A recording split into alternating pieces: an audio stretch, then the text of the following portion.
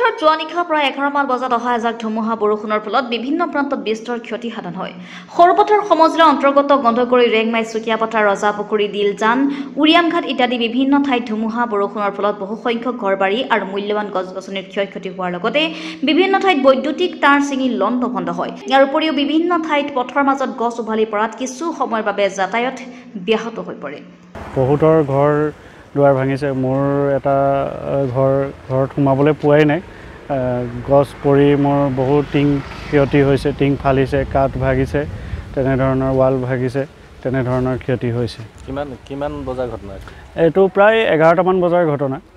এইটো আপোনাৰ 11:10-15 হ'ব নেকি, মানে ৰাতি। মই মানে ঘৰত নাছিলোঁৱে বাৰু। মোৰ মিছেছ কালি ওচৰতে বিয়া এখন আছিলে। বিয়াখন খাই বৈ আহি দেখিছোঁ যে দোকান পূৰা ওপৰখন মানে বতাহে উৰুৱাই লৈ গৈছে, ডাঙৰ ধুমুহা বতাহে। লগতে মোৰ বাকী কিছু বস্তু কাগজপত্ৰ আছিলে, মানে সমবায় দোকানো আছে লগত। মানে সেই মেচিনটো তিতিলে পানীত, তাৰপৰা এই ধান আছিলে গুদামৰ ধান তিতিলে, কাগজপত্ৰ আছিলে, এনেকৈ ধৰণৰ মানে অলপ আঠাই হেৰি হৈছে আৰু নষ্ট হৈছে। ওপৰত টিংবোৰ লৈ গ'ল, চব ভাঙি চিঙি হেৰি কৰিলে।